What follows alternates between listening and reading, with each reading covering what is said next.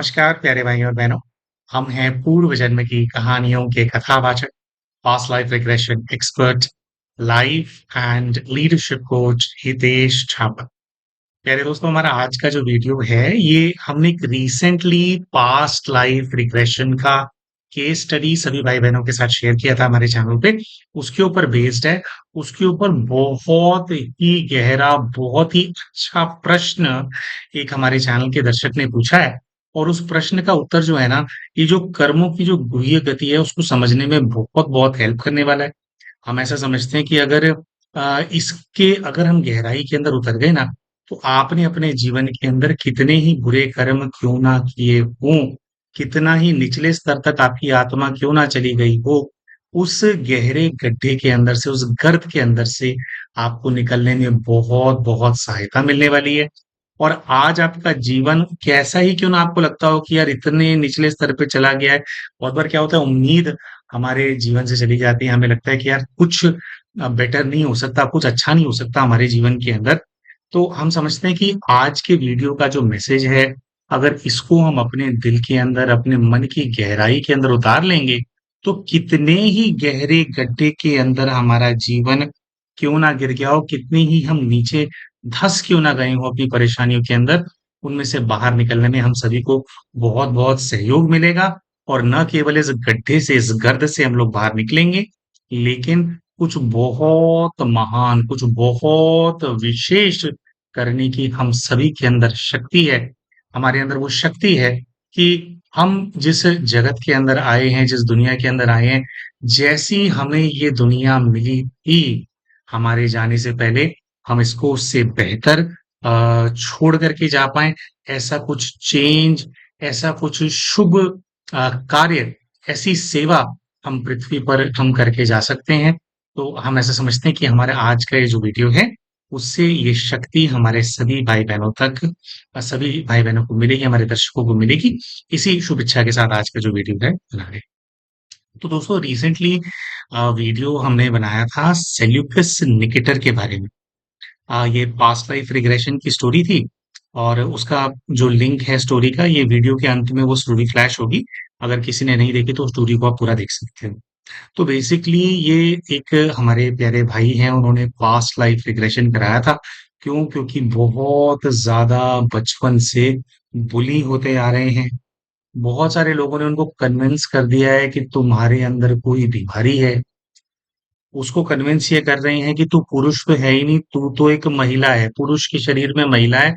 और वो भाई कहता है कि यार मैं महिला जैसा फील नहीं करता हूँ, करता होता तो बात अलग थी, मैं तो पुरुष हूँ। लेकिन हर कोई मेरा जो पौरुष है उसको क्वेश्चन करता रहता है। वो भाई को बहुत ज्यादा डर भी लगता है ना, हर चीज से। कि उसको लगता है कि किसी ने कोई झगड़ा कर लिया मोहल्ले के अंदर, तो मैं मेरे माता पिता को कैसे बचाऊंगा, बचा पाऊंगा या नहीं बचा पाऊंगा।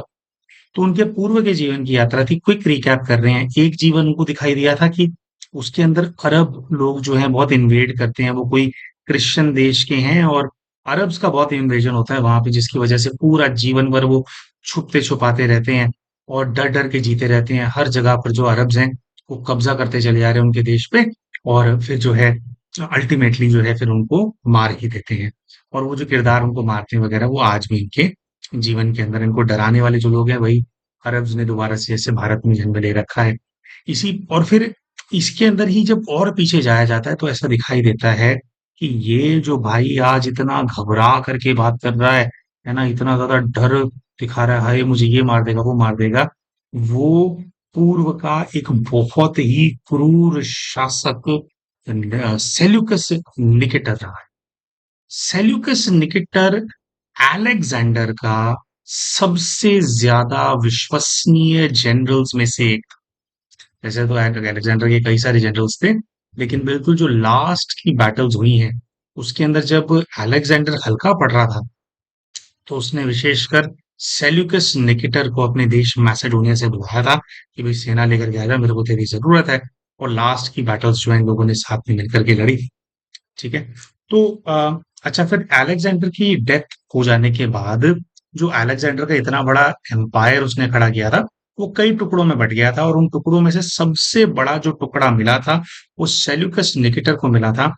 और सेल्यूकस जो है वो भी अलेक्जेंडर के पद चिन्हों पर चलना चाहता था। जैसे अलेक्जेंडर ने अपने जो साम्राज्य उसका बहुत विस्तार किया था, तो सेल्यूकस भी वो करना चाहता था। हालांकि सेल्यूकस साम्राज्य को बढ़ा नहीं पाया था, जितना उसके हिस्से में आया था उतना ही रहा था। इनफैक्ट इंडिया के अंदर तो उस टाइम पे जो चंद्रगुप्त मौर्य हैं, इंडिया के अंदर तो वो इन्वेजन वो कर ही नहीं पाया, क्योंकि उसको फिर चंद्रगुप्त मौर्य के साथ उसका अलायंस हो गया था। सेल्यूकस ने जो अपनी पुत्री है हेलेना, उसका विवाह जो है चंद्रगुप्त मौर्य के साथ करा दिया, तो यहाँ पे संधि हो गई थी। तो बहुत बड़ा एम्पायर उसको मिला था, लेकिन वो अपने वहीं पर ही जो है कत्लो गारत करता रहा, या जो छोटे राज्य वहीं के उनको अपने दबाव के अंदर लेता रहा। तो ये उसकी कहानी थी। ठीक है। तो ठीक है, वो क्रूर था और वो सब कुछ था, लेकिन जितनी तबाही अलेक्जेंडर ने अपने समय पर मचाई थी, उसके मुकाबले तो जो सेल्यूकस निकेटर है, उसने कुछ भी नहीं किया, तो उसका आधा भी नहीं किया, है ना? तो प्रश्न वीडियो के अंदर ये पूछा गया था कि आज जब हम सेल्यूकस निकेटर वाली आत्मा का जन्म देखते हैं, उस भाई का जन्म देखते हैं, तो वो कितनी ज्यादा बुरी हालत के अंदर है। लेकिन फिर हमसे कहा गया कि भाई हम लोग जानते हैं कि आपके पूर्व के जन्म का, जैसे हमारा अपना पास्ट लाइफ रिग्रेशन हमने लाइव सेशन हमारे चैनल पे पोस्ट किया था, तो सबने कहा कि भैया आप, हम सब जानते हैं कि आप ही अपने पूर्व के जीवन के अंदर अलेक्जेंडर थे, है ना? अलेक्जेंडर बहुत पहले रहा था, और उसने बहुत बहुत जो है कत्लो गारत की थी, है ना? उसने बहुत विस्तार किया था अपने साम्राज्य का, तो बिना लोगों को मारे तो करेगा नहीं, और बहुत क्रूर भी था। और एक चीज की बात जो है वो नहीं की गई, अलेक्जेंडर इतना क्रूर था एक्चुअली में, वो जो किरदार था वो ऐसा था कि अगर वो किसी राजा के राज्य पे कब्जा करता था ना, तो उसका सर काट के अपनी एक उसकी माला थी, उसके अंदर वो जो सर को पिरो लेता था। और अलेक्जेंडर जब चलता था, तो उसके घोड़े के ऊपर सर, राजा जिनको मार दिया होता ना, उनके कटे हुए सर की माला लटका करके उसके जनरल्स घूमते थे। तो उसका ऑर्डर था, ताकि जहां भी आप नए साम्राज्य के अंदर जाओ, उन राजाओं के कटे हुए सर देख करके वहां का जो राजा है, वो पहले ही घबरा जाए और बिना युद्ध किए आप लोगों के सामने सबमिट कर दे। तो उन्होंने कहा कि भाई देखो, उसका तो वो तो बेचारा सेल्यूकस है, आपसे पीएलआर करा रहा है ना? लेकिन अच्छा, ये बात हमने उसके वीडियो में शेयर नहीं करी थी, क्योंकि पास्ट लाइफ का हमारा कनेक्शन है कहीं ना कहीं, इसी वजह से वो आत्मा शायद हमारे पास आई अपना पीएलआर कराने के लिए। तो उन्होंने कहा कि भी देखो आप, अब सेल्यूकस तो कुछ भी नहीं है, अलेक्जेंडर और ज्यादा क्रूर था। तो उन्होंने कहा कि भी ऐसा क्या है कि आप सफर नहीं कर रहे हो, या वो सफर कर रहा है और आपको सफरिंग नहीं मिली है। तो सबसे पहले तो हमारे प्यारे भाई और बहनों, हम ये बोलना चाहते हैं कि आप, एक इंसान ने अगर कोई बुरा कर्म किया है, वो कोई भी हो, इसमें कोई एक्सेप्शन नहीं होता है। सफरिंग हर किसी के सामने आती ही आती है।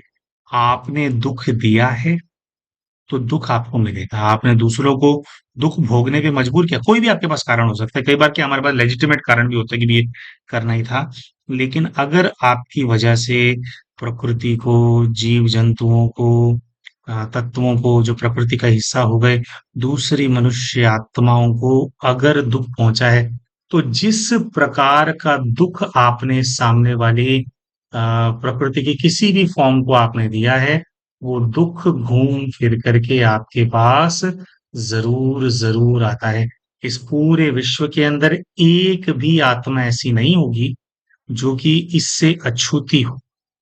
जिसने धरती पर जन्म लिया है, जो इस चक्र के अंदर आ गया है, तो जो कर्म है, आपने अच्छे कर्म किए हैं वो भी घूम करके आपके पास आते हैं, और आपसे जो बुरे कर्म किए हैं वो भी घूम के पास आते हैं।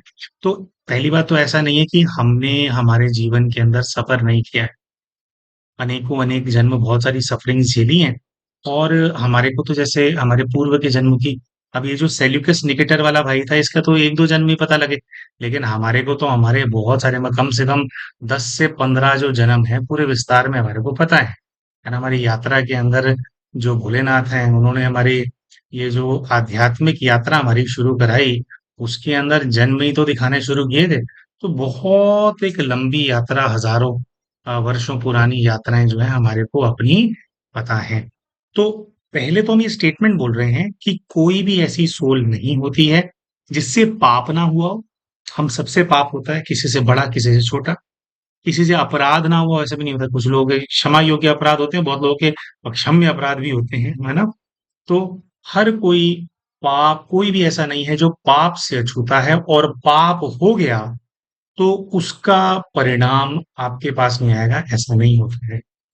लेकिन दोस्तों, फिर भी हम आप सभी को ये बताना चाहेंगे कि ना, as a soul, as a person, आध्यात्मिकता के अंदर आने से पहले भी, इस चीज को रियलाइज करने से पहले भी कि आध्यात्मिक रूप से हम कितना कल्याण कर सकते हैं, कितना महान कार्य कर सकते हैं, या कितना अच्छा हम कर सकते हैं, ये रियलाइज करने से पहले भी प्यारे भाई और बहनों, नेचुरली बचपन से एज अ पर्सन हम बहुत ही हल्के इंसान, जैसे लोग होते हैं ना, उनके जीवन में मुसीबतें होती है, लोग क्या भारी रहते हैं, भारी। हमारे जीवन के अंदर मतलब बहुत कोई छोटा ऐसा फेज आया होगा हमारी लाइफ के अंदर, जब हमें लगा होगा कि नहीं, हम कुछ कर नहीं पाएंगे। हमेशा से पैशनेट, मोटिवेटेड, और कुछ भी मुसीबत आ रही हो तो उसके अंदर मुसीबत ना दिखाई दे, उसके अंदर से अब निकलना कैसे है, इसमें सॉल्यूशन क्या होगा, इसमें अपॉर्चुनिटी क्या है, अपॉर्चुनिटीज ही हमेशा से दिखाई देती। तो ऐसा है क्यों? तो एक पहले ना छोटा सा एग्जाम्पल लेते हैं, और फिर उस एग्जाम्पल को समझाएंगे। ठीक है? देखिए, जो अलेक्जेंडर है ना, अलेक्जेंडर की जब मृत्यु हुई, वो बैटल में तो मरा नहीं था ना, बीमार होकर के मरा था अलेक्जेंडर को। जब अलेक्जेंडर की मृत्यु हुई तो उसको अलेक्जेंडर द ग्रेट का खिताब जो है, इसीलिए नहीं आया कि उसने इतना बड़ा जो साम्राज्य अपना स्थापित कर दिया था, मैसेडोनिया के उसने अधीन इतने सारा वो कर दिया था। अलेक्जेंडर को अलेक्जेंडर द ग्रेट कहा जाता है, उसको ये उपाधि मिली है उसके अंत के समय के जो 3 मैसेजेस उसने ऑर्डर किए थे कि भी सारी दुनिया तक पहुंचाना, मेरे ये 3 मैसेजेस, कि अलेक्जेंडर द ग्रेट जो शाहों का शाह था, राजाओं का राजा था, वो अंत में क्या सीख करके गया है अपने जीवन से, अपने अनुभव से। 3 मैसेज उसने दिए थे, और 3 चीजें उसने करने के लिए कहा था। उसने कहा था कि जब मेरी मृत्यु हो जाएगी ना, तो जो मेरा जनाजा है ना, मेरा जनाजा, जितने भी मेरे डॉक्टर्स हैं, जितने भी मेरे वैद्य हैं, और वो अलेक्जेंडर था तो दुनिया के सबसे best of the best doctors, best of the best, मतलब जो तब डॉक्टर नहीं बोलते होंगे, जो भी बोलते होंगे, है ना, इलाज करने वाले जो हकीम थे, या जो भी वो थे, तो उसने कहा था कि मेरे इलाज करने वाले जो लोग हैं, उनको बोलना कि वो मेरा जनाजा उठाएं। तो पहला मैसेज अलेक्जेंडर ने दुनिया को ये दिया था, देने का प्रयास किया था, कि आपके पास कितना ही best of the best medical facilities क्यों ना हो, आप कितना ही खुद को खुदा क्यों ना समझते हो, है ना? अलेक्जेंडर जो है, उसके उसके बारे में ऐसा कहा जाता था कि वो इंसान का बेटा नहीं है, ज्यूस का बेटा है। कि ज्यूस के आशीर्वाद से पैदा हुआ, उसको डेमी गॉड मानते थे कि उसको मार नहीं सकता कोई। ऐसा उसके बारे में कहा जाता था। वो उसका कुछ ऑरा पावर होती है किसी किसी व्यक्ति के पास, उसको डेमी गॉड माना जाता था। तो उसने पहला मैसेज दुनिया को क्या दिया, कि भाई, आप कितने ही अपने आप को, आप खुद को भगवान क्यों ना समझते हो। अलेक्जेंडर को एक गलतफहमी भी थी कि भी मैं ही भगवान हूँ धरती पे। ठीक है? आप कितना ही क्यों ना खुद को भगवान समझते हो, कितनी आपके पास मेडिकल फैसिलिटीज क्यों ना हो, मृत्यु ने जब आना है तो मृत्यु ने आना है।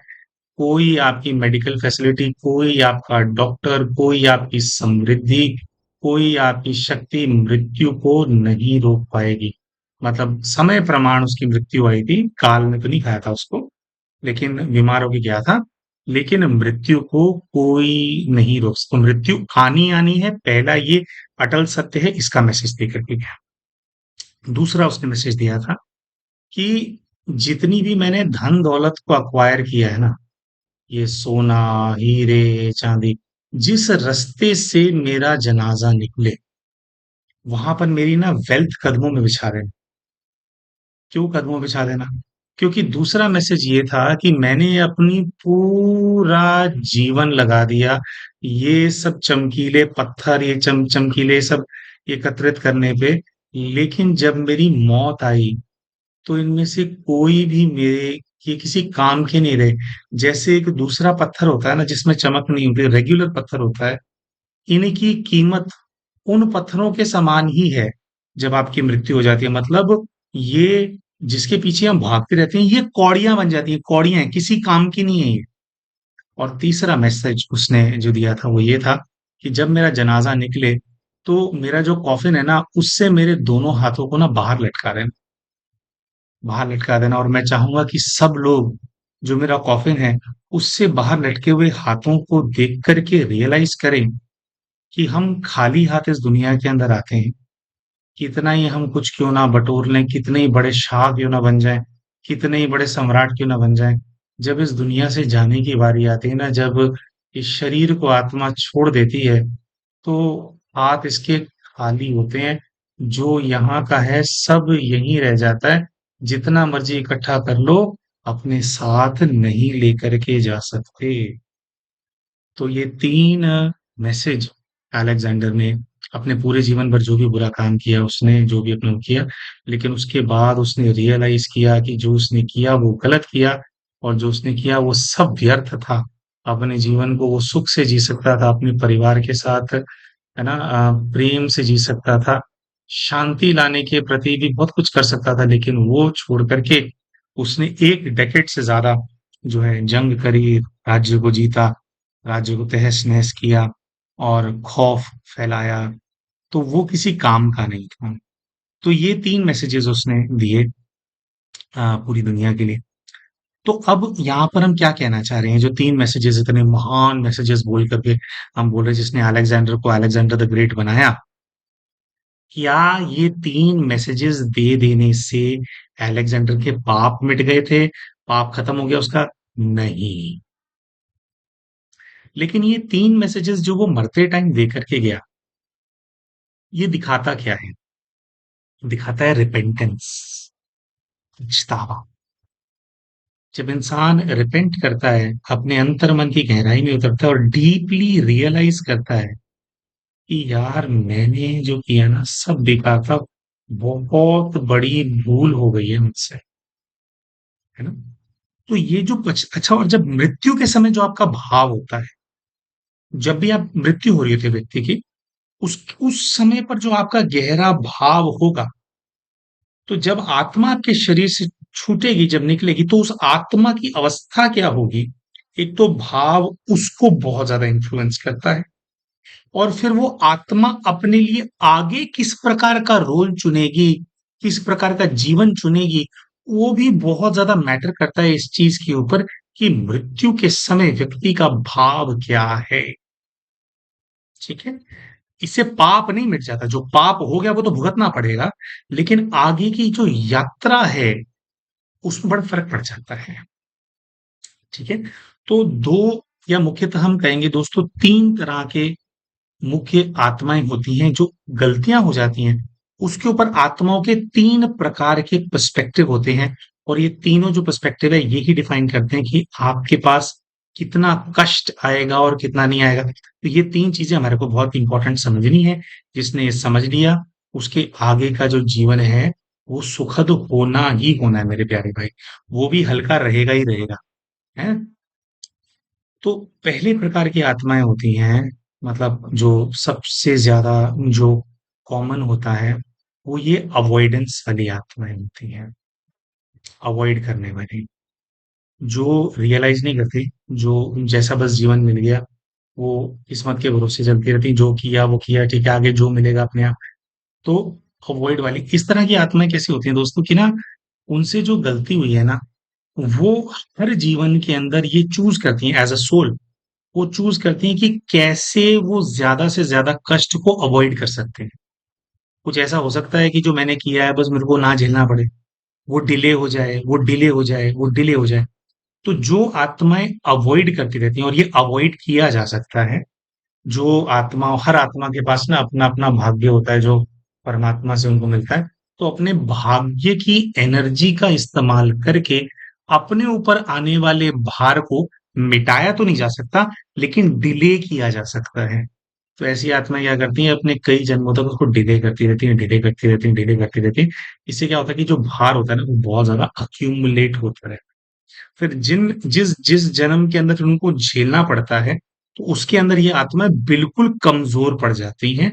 जैसे हमारे ये सेल्यूकस निकेटर की आत्मा को देखा गया कि कैसे कहाँ सबके सर काट रहा है और कहाँ एकदम बिल्कुल अभी चूहा बन के रहना पड़ रहा है जीवन के अंदर। भाई का अपमान नहीं कर रहे हैं, लेकिन हर वक्त छुपना, हर किसी से डरना, जैसे चूहा छुपता रहता है वैसा जीवन हो गया है। कहाँ सेल्यूकस, कहाँ हूँ, है ना? तो जो अवॉइड करती है। दूसरी सोल्स होती हैं, डैम्ड सोल्स बोलते हैं इनको, जिनको पता होता है उन्होंने बहुत गलत किया है और उनको पता है कि मैंने गलत किया है, और वो ऐसे होते हैं कि गलत करने वाला भी तो कोई होना चाहिए, हम तो है ही राक्षस, हम और गलत करेंगे। तो इस प्रकार की जो सोल्स होती हैं अपना स्टांस बहुत पावरफुल रखती हैं। हर जीवन के अंदर वो गलत ही करती हैं और गलती करने का उनको बहुत प्राउड होता है। बाहरी तौर से ऐसी आत्माओं का जीवन ऐसा दिखाई देता है कि वो बहुत सुखी हैं, कि भी उनके पास धन भी होगा, आपको दिखाई देगा भाई उनके पास सब मटेरियलिस्टिक उनको सब कुछ है। लेकिन अगर आप उनके जीवन के अंदर जाओ, इस तरह की जो दुःख देने वाली आत्माएँ होती हैं, वो बाहर भी सब लोगों को दुखी करते हैं। हमारे को लगता है तो बहुत पावरफुल है, बहुत इगोइस्टिक है। लेकिन उनके अपने घर के अंदर अगर आप जाओगे ना, उनका परिवार नहीं होता। अपने घर के अंदर भी अपने आप को भी वो दुखी रहते हैं, जैसे वो लोग ईगो से बहुत भरे होते हैं। तो उनकी ईगो उनको ही खाती रहती है, लोगों से, प्रकृति से दूर रखती है उनको, और सिर्फ वो दीवारें चाटते हैं अपनी ज़िंदगी के अंदर। और बड़ी गाड़ी होनी चाहिए, दूसरे से और बड़ी गाड़ी होनी चाहिए। बस वो इसी के अंदर निकल जाता है कि देखो मैं दूसरों से कितना बड़ा हूँ, पूरा जीवन। सो डैम्ड सोल्स बोलते हैं इनको, ठीक है? और ऐसी ही सोल्स जो होती हैं बहुत ज़्यादा किसी-किसी जन्म में बहुत ज़्यादा दरिद्री में भी चली जाती हैं, क्योंकि धन का दुरुपयोग करते हैं। तो वहाँ पे भी जब दरिद्री के अंदर भी जाते हैं, तो भी विकृत मानसिकता के रहते हैं, क्राइम के अंदर ही रहेंगे और उस दलदल के अंदर हमेशा जो है फँसे रहेंगे, और उनको लगता रहेगा कि भई हम सही कर रहे हैं। भई हमारे साथ गलत हुआ तो हमारे को भी गलत करना ही चाहिए ना दूसरों के साथ। ऐसी सोच वाले लोग नहीं होते। वो इस चीज़ को रियलाइज़ नहीं करते कि आज इतना बुरा तेरे साथ इसीलिए हो रहा है भाई, क्योंकि बहुत गलत काम पहले भी किया था। अभी और करेगा और ज़्यादा फँस जाएगा। लेकिन जो डैम्ड सोल्स होती हैं, वो नहीं जा पाती, मतलब बाहर नहीं निकल पाती। वो जैसे वो कहते हैं नरक के ही वासी हैं, कीड़े हैं, तो कीड़ों की तरह ही रहते हैं। फिर जो होती हैं, वो सोल्स होती हैं, जो रिमोर्स में जाती हैं, जो रिपेंट करती हैं। ये जो अलेक्जेंडर का हमने एग्ज़ाम्पल दिया, वो रिपेंटेंस मोड के अंदर था, यानी कि उसने रियलाइज़ किया कि यार मैंने बहुत-बहुत गलत कर दिया, मुझे इस चीज़ को सुधारना है। मरते टाइम वो सोचा होगा ना कि यार अगर दोबारा कभी जीवन मुझे मिला, तो यार ये काम नहीं करूँगा यार, अब कुछ ऐसा करूँगा, जैसे मैंने दहशत फैलाई, लोगों की स्वतंत्रता छीनी ना, तो यार अब अगर मुझे अपॉर्च्युनिटी मिलेगी ना, मैं कुछ ऐसा करूँगा कि मैं दूसरों की स्वतंत्रता की रक्षा कर सकूँ। है ना? जिन देशों को भई अब मैं इन्वेड करने वाला नहीं बनूँगा यार, बहुत वो हो गया। लेकिन हाँ, अगर जिस भूमि में मैंने जन्म लिया, उस भूमि को प्रेम बहुत करूँगा, और उसपे कोई आपदा आई, तो उसका रक्षक बन कर के खड़ा होऊँगा, लेकिन किसी की स्वतंत्रता नहीं छीनी।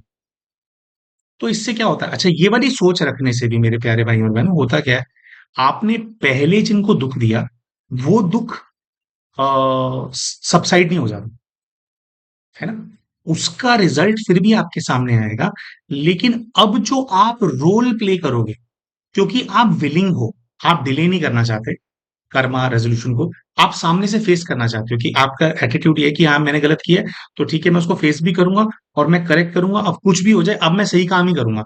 ज़्यादा से ज़्यादा बेस्ट तो माया बार-बार आपके ऊपर प्रभाव डाल देती है, आपसे और गलत काम करवा देती है, लेकिन ओवरऑल आपकी आत्मा की जो जर्नी है और जो कन्विक्शन है, वो इस चीज़ की तरफ आगे बढ़ चला जाता है कि भई अब मुझे पुण्य करना है यार, अब मुझे अच्छा करना है। तो जैसा हम सोचते हैं, वैसी अपॉर्च्युनिटीज़ हमारी लाइफ के अंदर आने लग जाती हैं। जैसे कोई व्यक्ति अगर ये सोच रहा है ना कि मुझे तो बहुत बड़ा गैंगस्टर ही बनना है, तो ऑटोमैटिकली उसकी लाइफ के अंदर ऐसी अपॉर्च्युनिटीज़ आएँगी जिससे वो गैंगस्टर बन पाएगा, ठीक है? इसी प्रकार से किसी ने अगर संकल्प ले लिया ना कि नहीं संत भाव के अंदर रहना है, ऑटोमैटिकली ऐसे लोगों के संपर्क में वो आएगा, प्रकृति ऐसी व्यवस्था करेगी कि वो संत भाव के अंदर आ जाए। तो जो आप करना चाहते हो, आपकी डेस्टिनी फिर उस दिशा के अंदर वो बढ़ने लग जाती है। तो सेल्यूकस और अलेक्जेंडर की जब आप जर्नी देखेंगे, उन दोनों की जर्नी के अंदर फ़र्क है रिपेंटेंस का। सेल्यूकस ने भी सेल्यूसिड एम्पायर बनाया, सब कुछ किया, लेकिन उसके साथ जुड़ी हुई कोई रिपेंटेंस की एज़ सच स्टोरी नहीं है। आए इनफैक्ट जब आपने उनके सेल्यूकस वाले रोल वाली पास्ट लाइफ स्टोरी देखी, तो उसके अंदर उनसे पूछ रहे थे हम कि भई आपने वो वही लेडी को आपने मार दिया, तो वो कह रहे कि नहीं-नहीं मैं तो इसलिए मार दिया, वो रानियों को इसलिए मरवा देता था मैं कि भी उनके साथ गलत ना हो, मैं तो इसलिए सर कलम करवा देता था उनके, है ना? तो भई उनका राज्य को छीनना भी तो गलत है। तो लेकिन वो कहते थे कि भई ये तो वो टाइम था, उसमें तो सभी ये चीज़ करते थे। यानी कि अपने किए का कोई रिमॉर्स नहीं है, कोई रिपेंटेंस नहीं है, ना कि कुछ गलत किया। तो क्योंकि रिपेंटेंस नहीं है, अंदर को रिमॉर्स नहीं है, इसकी वजह से आगे इस गलती को आप कैसे सुधार सकते हो या कैसे आप पुण्य कर्म कर सकते हो, उसकी अपॉर्चुनिटीज नहीं आती आपके पास, क्योंकि आपकी सोल उस डायरेक्शन में मूव नहीं करना चाहती। लेकिन अलेक्जेंडर के जो 3 मैसेजेस हैं, वो ये दिखाते हैं कि वो बहुत ज्यादा रिमोर्स में था, उसको पछतावा था और वो ठीक करना चाहता था। अब देखो होगा क्या, जब वो ठीक करने का प्रयास करेगा, तो उसकी लाइफ आगे ऐसी होगी कि वो सेवा के लिए और रक्षा के निमित्त लाइव्स लेगा। जिन लोगों का वो बुरा करके आया है, वो लोग वापस आएंगे उसकी लाइफ में, उसका बुरा करेंगे, लेकिन पार्ट कुछ ऐसा बन जाएगा क्योंकि अब वो सही करना चाहता है। तो जहां वो सबसे बड़ा विलन था, वो धीरे धीरे हीरो बनता चला जाएगा। ठीक है। तो आप हमारे पता नहीं कितने सारे कितने भाई बहनों ने हमारे कितने वीडियोस देखे, अगर आप पुराने वीडियोस देखेंगे तो आपको पता चलेगा कि हमारे पहले हम रीसेंट लाइफ से बता देते हैं क्या क्या सफर किया। एक तो हमारी अपनी लाइफ स्टोरी का हम यहाँ पर लिंक दे देंगे प्लेलिस्ट के अंदर। ठीक है, वो देख लेना बचपन से कितने स्ट्रगल्स हैं। ठीक है, चलो ये वाली लाइफ में तो हम बहुत हल्के हैं, लेकिन बचपन इस जीवन के अंदर भी बहुत स्ट्रगल्स देखने को मिले। और हमारे को याद है कि बचपन में भी ना कुछ समय के लिए हमने ध्यान किया था। तो हम जब ध्यान करते थे ना, तो 10 से 15 प्रेत आत्माएं, जो 10 से 12 प्रेत आत्माएं जो हमारे सामने आकर के खड़ी हो जाती थी, हमारे को डराती थी। इतनी सारी आत्माओं का प्रभाव था हमारे ऊपर। ठीक है, बचपन में। और पीछे जाते हैं तो जस्ट हमारी इस लाइफ से जो पिछली हमारी लाइफ रही है प्यारे भाई और बहनों, वो ना एक महिला की लाइफ थी। और उसके अंदर हम एक सिख महिला थे। हमारे जो हस्बैंड थे हमारे पास्ट लाइफ के अंदर, he was a very high ranking army officer. और वो बॉर्डर पे थे। और जब दिल्ली के अंदर, विशेषकर भारत के अंदर 1984 के अंदर दंगे हुए थे, जो सिख राइट्स हुए थे, तो उसके अंदर कुछ ऐसा था कि मेरे जो पेरेंट्स थे मेरे पास लाइफ के, वो दिल्ली के रहने वाले थे और मैं दिल्ली आई हुई थी। मतलब तब तो आई हुई थी ना, अभी तो आया हुआ हूँ। तो दिल्ली आई हुई थी वो जो सिख लेडी है, और मतलब अपेरेंटली उन्हीं दिनों के अंदर जैसे वो आई थी, है ना। तो सिख राइट्स के अंदर जस्ट जो इमीडिएट पास्ट लाइफ है उसके अंदर बहुत ही ब्रूटल मर्डर हुआ। बहुत ब्रूटल, बहुत भयानक। ठीक है, क्या क्या हुआ होगा महिला के साथ। ठीक है, बहुत ब्रूटल मर्डर हुआ। और तो बहुत बुरा वो हो गया, बहुत बुरी मृत्यु देखने को मिली। उससे पहले की एक लाइफ है जो अभी बीच में से मिसिंग है, एक और शॉर्ट लिव्ड लाइफ थी। आ, लेकिन उससे पहले अगर हम जाएंगे, तो अगर आपने हमारी अपनी लाइफ स्टोरी के अंदर ये पास्ट लाइफ स्टोरी में डाली हुई है, जिसके अंदर हमारी लाइफ के अंदर हम जो रेवोल्यूशनरी जतिंदर नाथ दास हैं, उनका लाइफ हमारा वाला लाइफ था। दोस्तों, आप जतिंदर नाथ दास के बारे में आप देखना, पढ़ना, यूट्यूब पे वीडियोस देखना। उसका जो सब क्रांतिकारी जो थे ना, सभी क्रांतिकारियों के अंदर से वैसे तो सबने कष्ट झेले हैं अपने अपने लेवल के, लेकिन जतिंदर नाथ दास का ऐसा था कि जब उसने भूख हड़ताल करी ना, तो जो दूसरे क्रांतिकारी होते थे उनको तो पीट पीट के फिर भी एक टाइम का खाना उनके पेट में डाल दिया जाता था। लेकिन जतिन दास ऐसा था कि वो एक बूंद भी दूध की पेट में नहीं आने देता था। और उसकी मृत्यु ऐसे हुई थी कि जबरदस्ती दूध पिलाने की प्रयास किया जा रहा था तो जाने नहीं देता था। तो उसके पेट में डालने की जगह उसके फेफड़ों में नली डाल दी गई थी और उसके लंग्स को दूध से भर दिया गया। तब वो बहुत क्रिटिकली इल हो गया। और इसी वजह से जो जतिन दास है, जो क्रांतिकारियों की भूख हड़ताल थी एचएसआर ग्रुप के लड़कों की, वो 113 दिन चली थी। लेकिन जतिन दास जो है 63वें दिन उसकी हालत खराब होकर के पूरी तरह से मृत्यु हो गई थी, क्योंकि वो कुछ अंदर नहीं आने देता था। बिल्कुल लास्ट के टाइम पे कोल्ड ड्रिंक पीनी शुरू करी थी उसने और दवाई लेनी शुरू करी थी, वो भी इसलिए क्योंकि जो भगत सिंह है उसका बहुत बहुत क्लोज फ्रेंड था और थोड़ा कुछ ऐसा उनका आपस में रिलेशन था कि वो भगत सिंह की बात को टालता नहीं था। तो उसने बोला था कि नहीं भाई, दवाई तो लेनी पड़ेगी ना यार, दवाई ले ले, बस ये चल ये पी लिया कर। तो उसके बोलने पे उसने थोड़ा वो पीना और वो सब उसने शुरू किया था। लेकिन उसकी जो यात्रा है, जो कष्ट है जतिन दास के, बहुत बहुत चरम पे जो कष्ट कष्ट होते हैं ना, वैसे कष्ट झेल कर गया। तो ये हुआ क्या यहाँ पे, अब क्या हुआ। देखो वापस आप अगर उसको देखोगे, उस आत्मा की जर्नी को देखोगे जिसके अंदर रिमोर्स है, जो रिपेंट कर रहा है, जो कि कुछ अच्छा करना चाहता है, जो कि स्वतंत्रता की रक्षा करना चाहता है, स्वतंत्रता की स्थापना करना चाहता है, ये उसके मन का संकल्प है। तो उस संकल्प के लिए अब वो जी रहा है, एक दूसरे रोल के अंदर, ठीक है? लेकिन जिनको वो कष्ट देकर के आया है, वही आत्माएँ, वो जेलर, वो पठान और ये सब बन कर के आ रहे हैं और बुरी तरह से इसको मार रहे हैं और उसको तड़पा रहे हैं, है ना? तो ये सब कुछ वो सफ़र भी कर रहा है। जिनको उसने सफ़रिंग दी, that soul has accepted suffering from them. लेकिन जो जतिन दास है, वो इन लोगों से बदला लेने के लिए जिंदा नहीं था, अंग्रेजों से बदला लेने के लिए जिंदा नहीं था। स्वतंत्रता की रक्षा करनी है, अपने देश को स्वतंत्र कराना है, भूमि किसी की गुलाम नहीं होनी चाहिए, इन संकल्पों के लिए जी रहा है। तो अब इससे हो क्या रहा है? देखो, जो उसने पुराना अपना पाप किया है ना, उसकी तो सजा उसको मिल ही रही है। अच्छा, मान लो अगर वो सोल एक क्रांतिकारी बनना चूज ना करती, मान लो वो जतिन दास का जो रोल था, वो उस चीज को चूज नहीं करता, मान लो वो, क्योंकि जतिन दास पॉलिटिक्स में भी था, सुभाष चंद्र बोस जी के साथ जो है वो कांग्रेस के अंदर था। सुभाष चंद्र बोस जी बहुत क्लोज थे जतिन दास के, दोनों आपस में बहुत क्लोज थे। वो चूज कर सकता था कि यार हम तो नरम दल में ही रहेंगे, कांग्रेस कांग्रेस के अंदर ये करेंगे। तो अगर वो ऐसा करता, तो ऐसा नहीं है कि जिनको वो तकलीफ देकर के आया था वो तकलीफ वापस नहीं आती उनके जीवन के अंदर, किसी और तरीके से उस तकलीफ ने उसको ढूंढ लेना था, क्योंकि जो दर्द आपने दिया वो दर्द तो आपको वापस मिलेगा ही मिलेगा। लेकिन जब अब इसकी स्टोरी क्या है जतिन दास की, जैसे उसने चूज किया कि ठीक है भाई वो हम दर्द ले लेंगे, लेकिन हम तो सेवा के लिए ही जिएंगे। तो ये जो भावना है, ये व्यक्ति को ना हीरो बना देती है। अपना दुख तो हमारे पास आना ही था, लेकिन उस दुख को हमने किस हिसाब से झेला? तो जतिन दास ने सेवा के लिए उसको झेला, अपने देश के लिए झेला, है ना? दुख एक मतलब जो दुख मिल रहा है, दोबारा हम समझाते हैं अगर हम समझा नहीं पाए चीज को। एक होता है इंडिविजुअल कार्मिक अकाउंट, और एक होता है कि आप किस चीज के लिए जीवित हो और किस चीज के लिए मर रहे हो। उसके बीच में कार्मिक अकाउंट तो सामने आना ही है। अगर मान लो जतिन दास जो है विदाउट रिमोर्स विदाउट रिपेंट्स की सोल होती, है ना, और वो अपने मतलब के लिए जी रही होती, तो कुछ ऐसा होता, कोड हो जाता उसको, है ना, कुछ ऐसा होता कि वैसे कोई धोखा दे जाते उसको, है ना, उसको वैसे ही वो कर देते, कोई रिश्तेदार उसको मिल जाते, फिर ये अंग्रेज बनकर नहीं आते, रिश्तेदार बन करके आ जाते, और वैसे उसको जो है बुरा टाइम दिखा देते उसको, है ना? तो उस केस में क्या होता, पेन वही मिलता, लेकिन वो जिया किसके लिए, सिर्फ अपने लिए। और यही गलती सोल्स करती रहती हैं, जिसकी वजह से उनका पुण्य इकट्ठा नहीं होता। अब जो जतिंदर नाथ दास है, जब उनकी मृत्यु हुई ना प्यारे भाइयों और बहनों, तो आप देखना, हम तो खुद हैरान हो गए थे जब हमारे को पता लगा था इस रोल के बारे में। 7 लाख लोगों ने उनका जो फ्यूनरल है उसको अटेंड किया था। पंजाब से बंगाल उनकी जो अर्थी गई थी ना, जिस जिस स्टेशन पे ट्रेन जाती थी, हर स्टेशन पे हजारों की भीड़ इकट्ठी हो जाती थी केवल उनके दर्शन करने के लिए।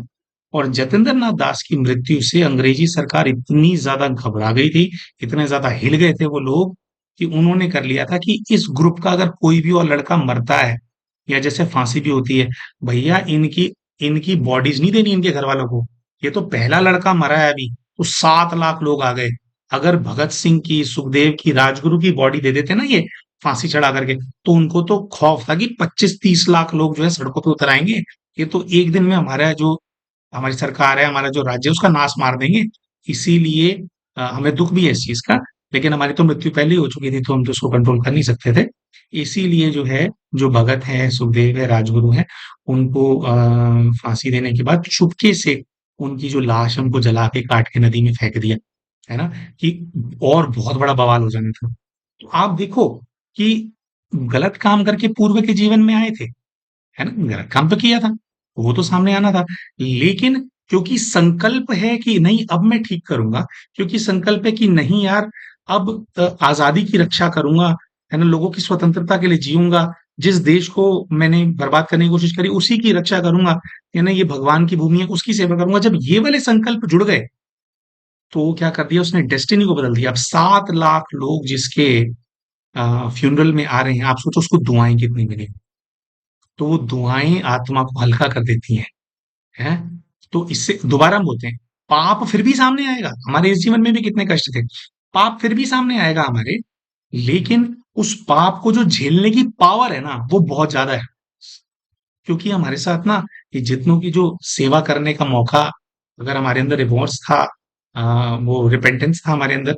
तो भोलेनाथ ने हमारे को मौका दिया है कि ठीक है बच्चे, आप सुधारो, फिर आप सेवा करो, है ना? तो आप 4 लोगों के साथ आप बुरा करके आए हो और 400 की सेवा कर दी, तो 4 लोग तो अपना बदला लेने के लिए आएँगे, लेकिन जो 400 की दुआएँ हैं ना, वो आपको बचा लेंगी। मतलब दुःख आएगा, लेकिन आपको पता भी नहीं लगेगा दुःख आया, है ना? इसी प्रकार से प्यारे भाई और बहनों, एक अंतिम एग्ज़ाम्पल हम यहाँ पे लेंगे कि अगर एक रोल के अंदर अलेक्जेंडर का पार्ट था, तो एक रोल के अंदर आपने देखा होगा कि संभाजी महाराज का भी पार्ट। आप देखो, संभाजी महाराज जो हैं, उनको धर्मवीर का टाइटल, भारत का वीर सपूत, है ना? छत्रपति शिवाजी महाराज, जिनको संभाजी महाराज का तो उतना अभी जानने लगे हैं लोग उनके बारे में, छत्रपति शिवाजी महाराज तो महाराष्ट्र में क्या है, जैसे हमारे यहाँ पंजाब के अंदर गुरु गोविंद सिंह जी महाराज भगवान की तरह पूजे जाते हैं, है ना? तो अवतार है। इसी प्रकार से धर्म की, राष्ट्र की रक्षा करने के जो प्रतीक हैं, छत्रपति शिवाजी महाराज, उनके सुपुत्र बनने का सौभाग्य प्राप्त हुआ संभाजी महाराज को, है ना? इतनी पुण्य आत्मा, मतलब अगर आप उनके वो देखोगे कि क्या पूरे जीवन भर वो केवल इसी के लिए जी रहा है कि स्वराष्ट्र का निर्माण हो, आक्रमणकारी जो यहाँ पे आके अत्याचार कर रहे हैं, उन आक्रमणकारियों के आक्रमण से जो है हमारे देश के लोगों को, हमारे को बचाना है ना? हमारा अस्तित्व नहीं मिटने देना, स्वतंत्रता की रक्षा कर रहा है, मिट्टी की रक्षा कर रहा है वो इंसान, वो बच्चा, है ना? इसी के अंदर लगा हुआ। ऐसी पुण्य आत्मा को 40 दिन इतना ब्रूटल टॉर्चर क्यों झेलना पड़ेगा भाई? कौन से पाप की वजह से? 40 दिन, I am not, I I think 40 दिन है। आ, या थोड़ा ऊपर नीचे भी हो तो हम क्षमा चाहेंगे इस चीज के लिए, लेकिन बहुत लंबा टॉर्चर झेला था ना संभाजी महाराज ने। देखो, फंसे भी कैसी जगह पे, ऐसी जगह पे फंसे जो कि आई थिंक खुला एरिया था। तो जो मराठास थे, उनकी गिनती कम थी और वो छापेमार युद्ध के अंदर बड़े निपुण थे। ऐसी जगह पे जाकर के औरंगजेब के चक्कर में, कब्जे में फंस गए, ऐसे स्थान पर फंस गए जहां पर इनकी जो सेनाएं हैं वो आकर के इनको बचा नहीं सकती, क्योंकि खुले मैदान थे और संख्या बहुत कम थी, है ना? फंस गए। 40 दिनों तक टॉर्चर झेला, और संभाजी महाराज ने जो टॉर्चर झेला, कैसे उनका मांस उतारा गया, नाखून उतारे गए, है ना? कई सोल्स की कहानी ऐसी है जो कि इस प्रकार का टॉर्चर झेला है उन्होंने। लेकिन संभाजी महाराज की इतना, जैसे और होते हैं ना, किसी की आंख निकाली और ये कर लिया तो कुछ दिन की कहानी होती है, लेकिन संभाजी महाराज ने एक बहुत लंबे समय तक रोज मृत्यु को देखा, महसूस किया, पल पल मरे, इतने इतने दिनों तक मरते रहे। उसके बाद जाकर के जो प्राण है वो छूटे, है ना? और मतलब, है ना, क्या जीभ निकाल ली, एक एक इंच जो है मांस उतारा था उनका। हाँ। तो इतनी पुण्य आत्मा कि एक ऐसा व्यक्ति जिसको भगवान माना जाता है, उनके घर में जन्म लेने का सौभाग्य उनको प्राप्त हुआ, है ना? और खुद की भावना कैसी, कि जो अपने पिताजी हैं, उनकी चरण पादुकाओं को, है ना, जैसे वो भरत जी है ना, श्री राम जी के लिए कि उनकी चरण पादुकाएं रख करके भी अपने सर पे, तो अपनी गद्दी पर बैठेंगे, गद्दी आपकी है, गद्दी धर्म की है ना? हम तो केवल सेवक हैं। ऐसी भावना के साथ उन्होंने अपने पूरे जीवन जो है अपने देश को, अपने धर्म को समर्पित किया, और ऐसा अंत हुआ उनका, है ना? और फिर भी अंत तक उन्होंने जो है अपने धर्म को नहीं छोड़ा। इसकी वजह से धर्मवीर का टाइटल मिला। अब धर्मवीर का टाइटल मिला उनको, तो सिर्फ एक टाइटल नहीं होता है। सारे जो देश के लोग होते हैं, जो जिनके लिए उन्होंने उस भावना को जीवित रखा, उन सबकी दुआएं मिलती हैं। अब फिर से हम एग्जाम्पल पे जाते हैं वापस, कि ऑब्वियसली एज अ सोल, उनसे पूर्व के जीवन में जो गलती हुई, हमसे पूर्व के जीवन में जो गलती हुई, उसका पाप तो सामने आ ही रहा है। ये औरंगजेब, उसके लोग ऐसे ही थोड़ी तड़पा रहे हैं, है ना? ये भी रहे होंगे ना, उनमें से गर्दनें इनकी काट के, है ना, और लटका करके घूमते होंगे, ठीक है? या एक वो बहुत फेमस किस्सा है, जो पहले राजा को, जब अलेक्जेंडर अभी राजा नहीं बना था, युवराज था, उसने पहले जिस राजा को मारा था अपने पिता के एब्सेंस के अंदर, तो अपने ही महल के सामने उस राजा का शव घोड़े से बांध करके ऑर्डर दे दिया था, ये घोड़ा घसीटता रहेगा इसको, जब तक ये हड्डी का कंकाल नहीं बन जाएगा ना, तब तक घोड़ा घसीटता रहेगा इसकी लाश को। ये अलेक्जेंडर का ऑर्डर था। तो बहुत क्रूर था वो, है ना? और वो बहुत एग्जाम्पल सेट करने वाला वो था, ठीक है, किया। तो ऐसा ही कोई राजा रहा होगा ये भी, औरंगजेब पास्ट के अंदर। तो फिर हमें एक ये वाली बात भी आ जाती है, फिर औरंगजेब को औरंगजेब आपने बनाया क्या, ये बनाया? नहीं। देखो, आज मान लीजिए हमें कोई बहुत तकलीफ दे देता है, ठीक है, और उस तकलीफ का बदला लेने के लिए मैं अपना स्तर कितना गिराना चाहता हूं, ये मेरे हाथ में, ठीक है। तो मान लीजिए औरंगजेब की कोई ऐसी सोल रही होगी जिसका पूर्व के जीवन में हमारे साथ कोई बहुत गहरा कॉन्फ्लिक्ट रहा, ठीक है, वो एक बात है। लेकिन उस कॉन्फ्लिक्ट का बदला लेने के लिए वो कितना हाहाकार मचा देगा, कितना इस दुनिया के ऊपर कहर भर पाएगा, कितने लोगों पे कहर कर पाएगा हम तक पहुंचने के लिए, ये उसकी चॉइस है ना। जैसे हमसे गलत हो गया, तो अब उसको ठीक करने के लिए, अब पुण्य करने के लिए हम किस एक्सटेंट तक जाते हैं, ये हमारी चॉइस है। इसी प्रकार से अगर किसी के साथ गलत हुआ, उसका बदला लेने के लिए वो कितना ज्यादा डार्कनेस में डूबता है, ये उसकी चॉइस है ना। और दोस्तों, देखिए, आध्यात्मिकता के अंदर इसीलिए कहा भी जाता है कि भैया क्षमा करना हमारे को सीखना है। क्षमा मांगो और क्षमा करो, ये क्यों बोला जाता है, सिद्धांत क्यों बोला जाता है? मान लीजिए हमारे मन में किसी ने हमारे साथ बुरा किया ना, हमारे मन में बहुत घृणा है, उसके लिए बहुत ज्यादा नफरत है।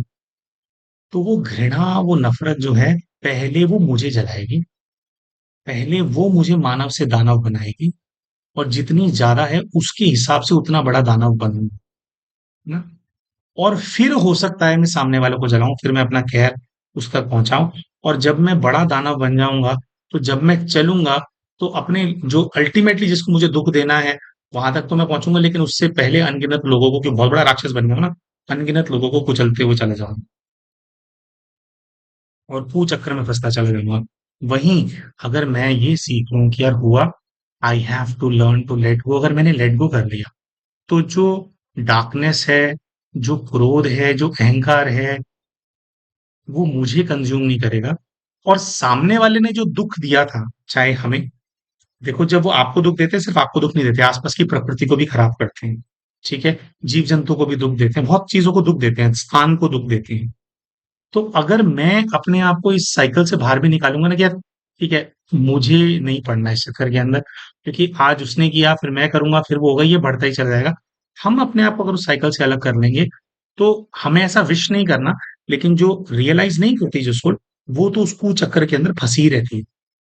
तो उसने जो किया वो तो उसके सामने आएगा ही आएगा, लेकिन अब मुझे इन्वॉल्व नहीं होना इस कीचड़ के, है ना। इसीलिए फॉरगिवनेस को प्रैक्टिस करना सीखना बहुत जरूरी है। तो वीडियो का अंतिम मैसेज ये है दोस्तों, पाप से कोई अछूता नहीं है। पाप किया है, पाप सामने भी आएगा, ठीक है। लेकिन अगर हम ये संकल्प लेते हैं हमारे जीवन के अंदर कि जो हुआ वो हुआ, ठीक है, जो परिस्थिति है, लेकिन मैं अब पुण्य करना नहीं छोड़ूंगा, मैं अब सेवा करना नहीं छोड़ूंगा। इनफैक्ट भगवान से अगर हम ये दुआ करते हैं बार बार कि बाबा, जितनी सेवा मुझे दे सकते हो उतनी सेवा की अपॉर्चुनिटी मुझे दो। बाबा, आपकी जो ये सृष्टि है, इसके प्रति मैं ऐसी सेवा करूंगा कि मैं इसको बेहतर बनाऊंगा। आपकी दुनिया है ये, आपने इतने प्रेम से बनाई थी, हम बच्चों ने धरती पर आकर के इसका इस्तेमाल करना था, इसमें एंजॉय करना था, लेकिन हमने इसको एक्सप्लॉइट करना शुरू कर दिया। बाबा, उसके लिए मैं बहुत बहुत शर्मिंदा हूँ। अपने आत्मा भाइयों से क्षमा मांगो, प्रकृति से क्षमा मांगो, जीव जंतुओं से क्षमा मांगो, और संकल्प करो कि मैं जीवित जब तक हूँ, यहाँ जब तक हूँ, तब तक केवल कल्याणकारी कार्य ही करूंगा। बाबा, गलती से गलती हो जाए वो बात है, अलग बात है, उसके लिए सॉरी, लेकिन अपना जो जीवन है उसको ऐसी दिशा में आगे बढ़ाऊंगा, काम धंधा सब करूंगा, नौकरी करूंगा, बिजनेस सब कुछ करूंगा, वही करूंगा, लेकिन जीवन को ऐसी ही दिशा में मैं आगे बढ़ाऊंगा कि मेरे से ज्यादा कल्याण हो, और कम से कम दूसरी आत्मा को दुख मिले, बिल्कुल ना मिले वैसे तो, लेकिन कभी कभी माया के वश में आ जाता हूँ बाबा, तो ज्यादा से ज्यादा मैं कल्याण कर सकूं, इसी संकल्प के साथ मैं जीऊंगा। फिर आप देखेंगे इससे क्या होने लगेगा, सेवा की अपॉर्चुनिटीज आपकी लाइफ में आने लगेंगी, पुण्य कमाने की अपॉर्चुनिटीज आपकी लाइफ में आने लगेंगी। और जैसे जैसे पुण्य बढ़ता चला जाएगा, तो जो आपके पाप का प्रभाव है, पाप फिर भी सामने आ रहा है, लेकिन फ़ील नहीं होगा वो। उदाहरण के तौर पे बिल्कुल लास्ट में एग्ज़ाम्पल लेंगे, कई बार हो गया वैसे एग्ज़ाम्पल ना, अभी रिसेंटली हमारी गाड़ी का एक्सीडेंट हुआ, तो उसको गाड़ी ना पूरी तरह से wreck हो गई है।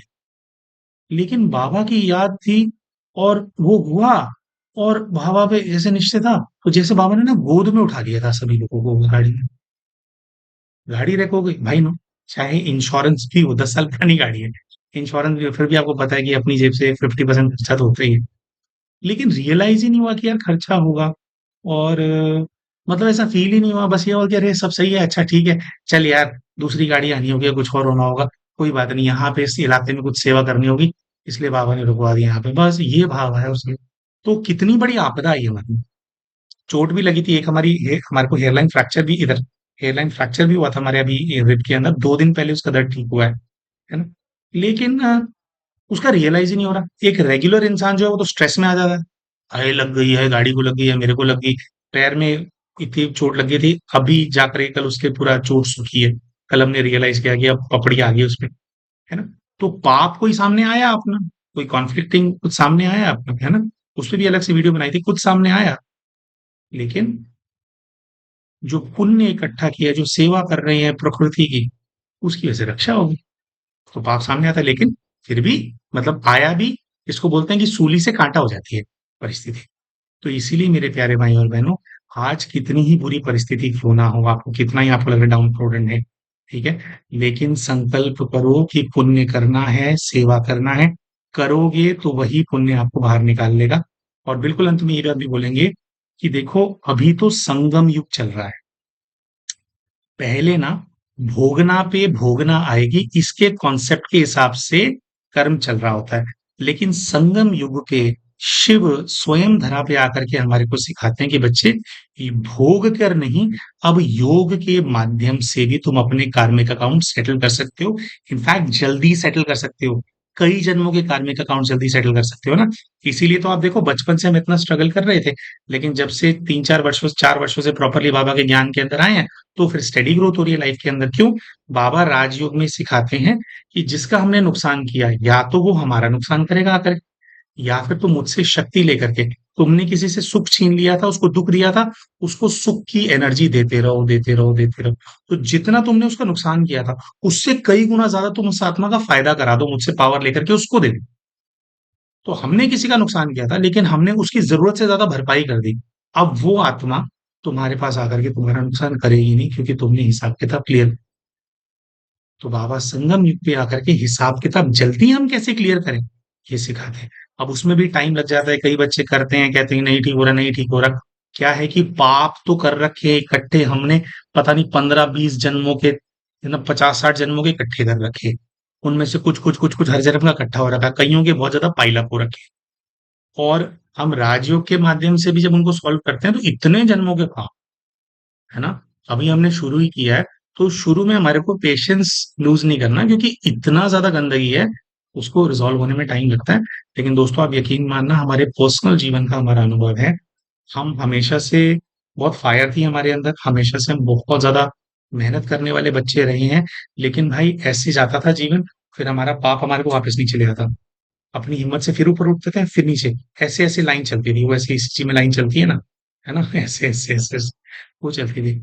लेकिन जब से हम राजयोग के मार्ग पे आए हैं, तो उससे क्या हुआ कि हमारे साथ जो आत्माएँ थी, उनको हमने मुक्त कराना सीखा, एक-एक करके आत्माओं को मुक्त कराया, फ्री हुए। दूसरे लोगों पे जो प्रभाव होता है, उसको मुक्त कराया, कई आत्माओं को सैल्वेशन देना बाबा ने सिखाया, है ना? उनसे सीखा। और कितनी ऐसी अनगिनत आत्माएँ होंगी इस दुनिया में, जिन्होंने अभी अपना बदला लेने के लिए हमारे पास आना था। तो योग के माध्यम से बेहद में बाबा ने एनर्जी फैलाना सिखाया है। तो जो अड़चनें हमारे जीवन में पैदा करने वाली आत्माएं आती थी, या जो कार्मिक अकाउंट सामने आते थे, जो कि हमारी गलती की वजह से बने होंगे, है ना, वो हमारे सामने आए, उससे पहले ही बाबा के साथ मिलकर के उनको सॉल्व करना बाबा ने सिखा दिया है, जिसकी वजह से जो अब ग्रोथ है हमारे जीवन के अंदर, वो स्टेडी। तो प्यारे भाई और बहनों, गलती सबसे होती है, ठीक है, चाहे हम हो चाहे आप हो, कोई इसमें अछूता नहीं है।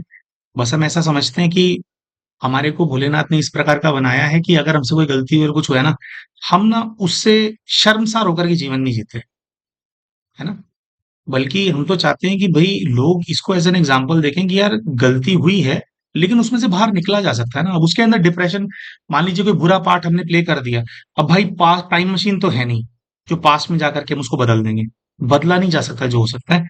आज हम क्या कर सकते हैं वही हमारे हाथ में है ना? तो बस यही है कि भोलेनाथ की कृपा हमारे सभी दर्शकों के ऊपर हो और हमें पुण्य, अच्छा कार्य करने की, कुछ बड़ा करने की, महान करने की हमारे को शक्ति मिले। और वो शक्ति कैसे मिलेगी? पहले भगवान से माँगना है कि हमारे को सेवा दो, हम रेडी हैं, है ना? और अपने कार्मिक अकाउंट्स को जल्दी कैसे सेटल किया जा सकता है? जैसे हमने इसको सीखा राजयोग के माध्यम से, आप लोग भी सीख सकते हैं। निःशुल्क सेवा है। वीडियो के पिन कमेंट के अंदर हम एक ऑनलाइन ग्रुप का लिंक डाल देंगे। वहाँ पे 7-8 दिन की क्लास हो सकती होती है। तो आप राजयोग सीखिए, उसको अपने जीवन के अंदर धारण कीजिए और अपना जो है कार्मिक अकाउंट सेटल करना सीखो, है ना? तो आशा करते हैं हमने जो वीडियो बनाया दोस्तों, इससे आपको अच्छी शिक्षा मिली होगी। ठीक है? तो मिलते हैं आप सभी के साथ हमारे अगले वीडियो के अंदर। तब तक के लिए नमस्कार।